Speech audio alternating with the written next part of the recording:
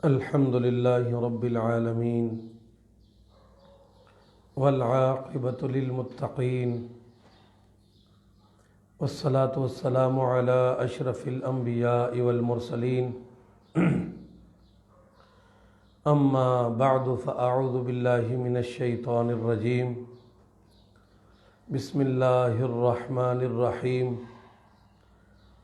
إنا أعطيناك الكوثر آمنت بالله صدق الله مولانا العظيم إن الله وملائكته يصلون على النبي يا أيها الذين آمنوا صلوا عليه وسلموا تسليما الصلاة والسلام عليك يا سيدي يا رسول الله وعلى آلك وأصحابك يا سيدي يا حبيب الله مصطفیٰ جان رحمت پہ لاکھوں سلام، شمع بز میں ہدایت پہ لاکھوں سلام، امتی امتی لب پہ جاری رہا، امتی تیری قسمت پہ لاکھوں سلام، جس کی تسکین سے روتے ہوئے ہنس پڑے، اس تبسم کی عادت پہ لاکھوں سلام، ہم غریبوں کے آقا پہ بے حد درود، ہم فقیروں کی ثروت پہ لاکھوں سلام۔ حمد و ثنا کے بعد اور درود امام الانبیاء تاجدار انبیاء جناب احمد مجتبی محمد مصطفیٰ صلی اللہ تعالیٰ علیہ وآلہ وسلم کے بعد، اللہ تبارک و تعالیٰ نے قرآن مجید فرقان حمید میں سورہ کوثر میں ارشاد فرمایا، انا اعطیناک الکوثر،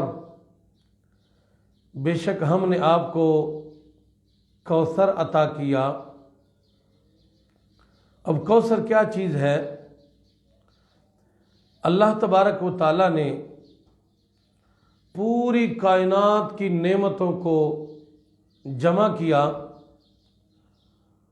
اور پوری کائنات کی نعمتوں کو کوثر کے اندر رکھ دیا، اور کوثر کا جو تاج ہے وہ اپنے محبوب پاک صلی اللہ تعالیٰ علیہ وآلہ وسلم کو پہنایا۔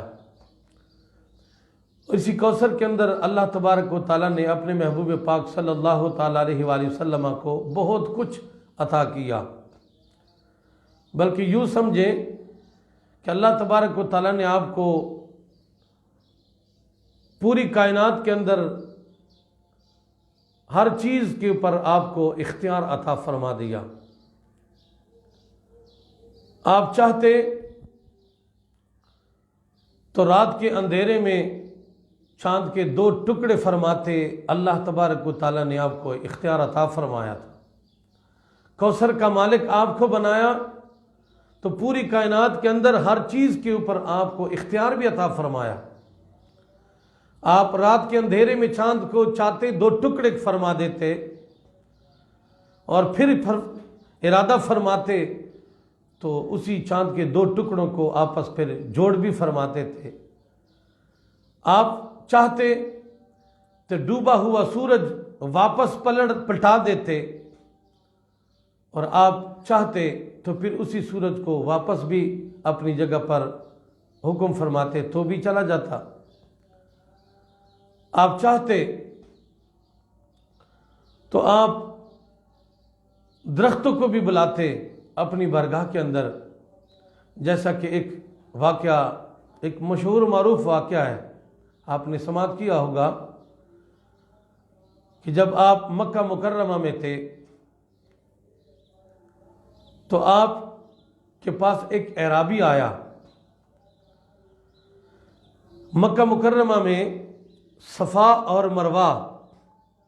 اس سمت پر گیٹ نمبر 22 سے باہر جب نکلتے ہیں تو اسی سمت میں یہاں پر آپ کے ولادت کا جو گھر ہے، جس گھر میں آپ کی ولادت ہوئی ہے، اسی سے تھوڑا سا آگے ایک میدان آتا ہے، اور اسی میدان کے سامنے 2 مسجدیں آتی ہیں۔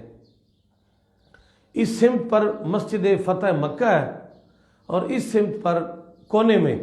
مسجد شجرہ ہے، درمیان میں راستہ ہے۔ اسی مسجد شجرہ جس جگہ پر عرابی سعودی عرب کے لوگوں نے یہاں پر مسجد تعمیر کرائی، اسی جگہ پر ایک درخت تھا۔ جب حضور کملی والے آقا کی بارگاہ میں وہ عرابی آیا اور عرض کیا، یا رسول اللہ صلی اللہ علیہ وسلم، اگر آپ اللہ کے نبی ہیں تو پھر کوئی مجھے معجزہ دکھلا دیں۔ تو حضور کملی والے آقا مسکرانے لگ پڑے اور فرمایا، آپ بتلا دیجئے آپ کو کیا چاہیے، کس چیز کے اوپر آپ کے دل کو اطمینان ہوگا، وہی کچھ آپ کے ساتھ آپ کر لیتے ہیں۔ تو وہ کہنے لگا، سامنے یہی درخت لگا ہوا تھا، تو عرض کرنے لگا، یا رسول اللہ صلی اللہ علیہ وسلم، اسی درخت کو بلا لیجئے۔ تو حضور کملی والے آقا نے فرمایا، آپ جا کر اسی درخت کو آپ ہی ان کو پیغام دے دے کہ حضور کملی والے آقا تجھے بلا رہے ہیں۔ وہ عرابی جاتے ہیں اور درخت کو حضور کملی والے آقا کا پیغام دیتے ہیں کہ حضور کملی والے آقا تجھے بلا رہے ہیں۔ تو روایات میں ملتا ہے کہ جس وقت درخت کو حکم ہوا تو درخت وہ بے زبان، وہ بے عقل، بے شعور، ان کے پاس سوچنے سمجھنے کے لیے کچھ بھی نہیں تھا، بے شعور تھا، بالکل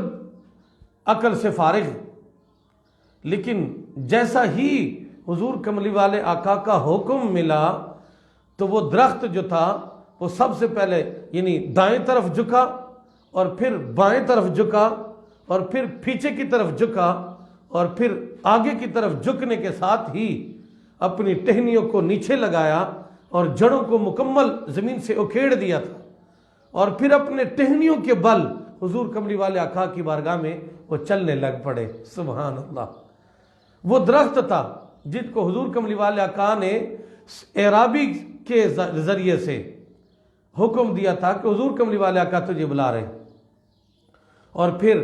وہ اپنے ٹہنیوں کے بل حضور کملی والے آقا کی بارگاہ میں حاضر ہوا اور سلام عرض کیا، السلام علیکہ یا رسول اللہ صلی اللہ علیہ وسلم۔ اس درخت نے بھی سلام کیا اور پھر اسی طریقے سے درخت کو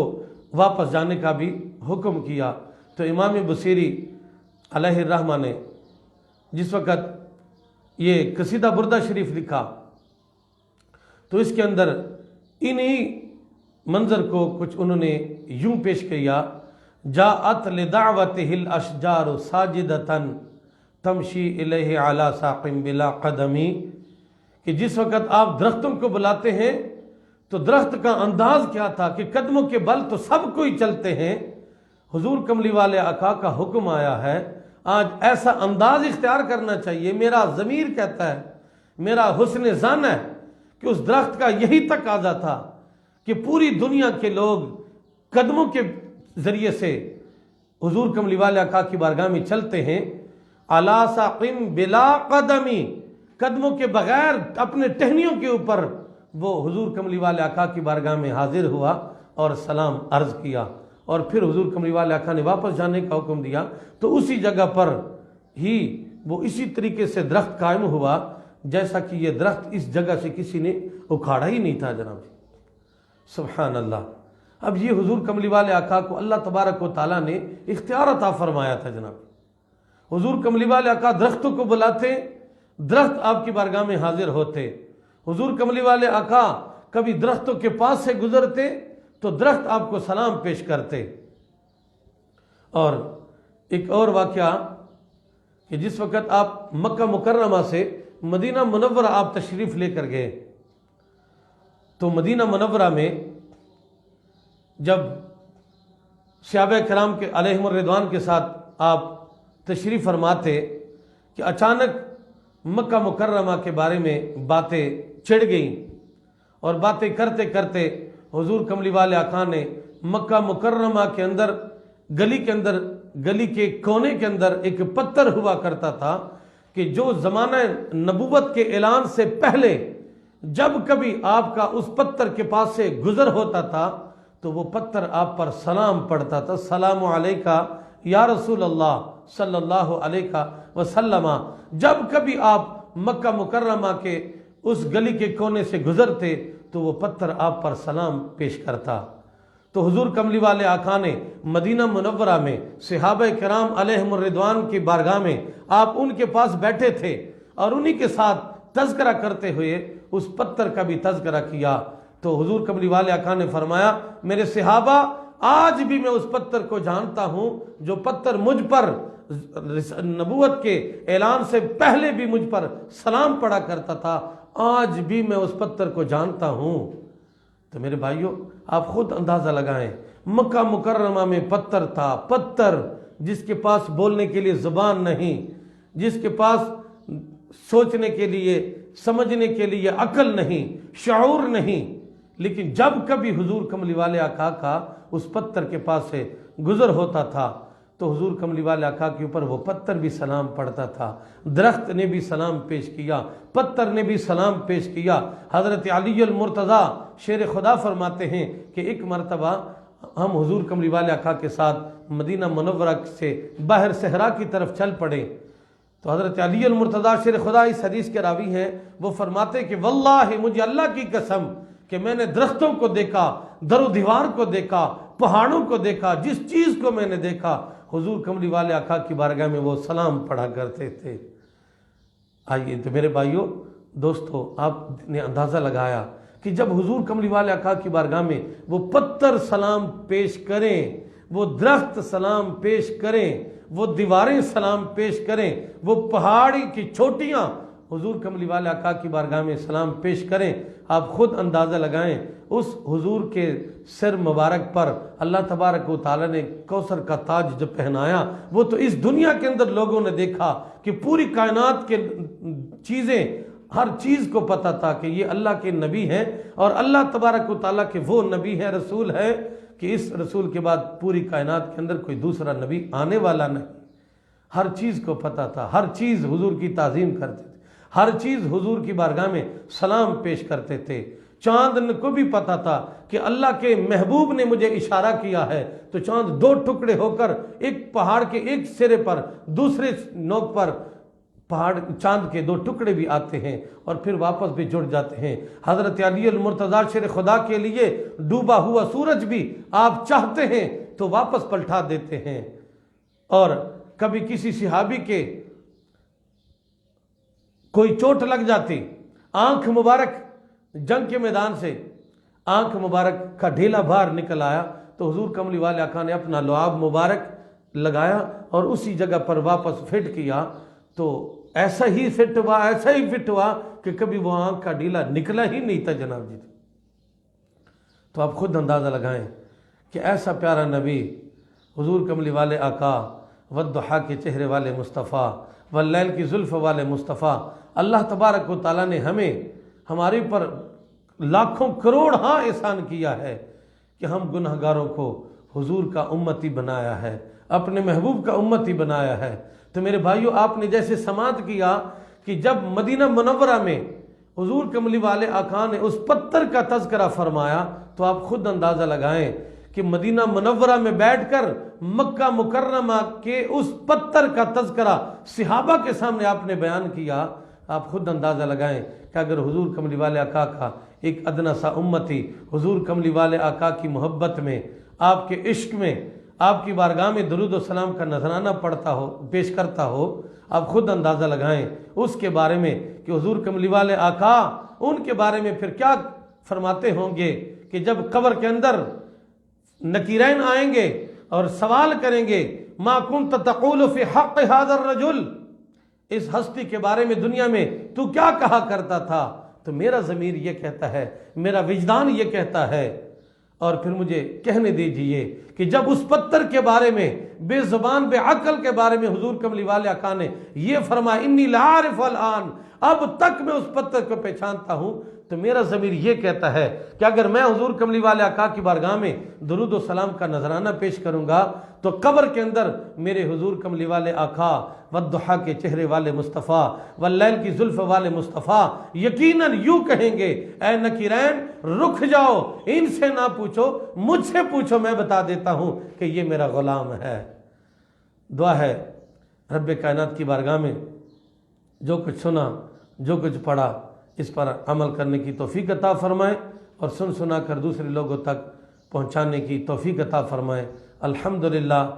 انجمن غلامان مصطفیٰ انٹرنیشنل کی طرف سے اس طریقے سے ہمیشہ روزانہ کی بنیاد پر یکم رمضان المبارک سے لے کر اب تک یہ سلسلہ چلا آ رہا ہے۔ آپ سبھی سے میری گزارش ہے کہ آپ انجمن غلامان مصطفیٰ انٹرنیشنل کے پیج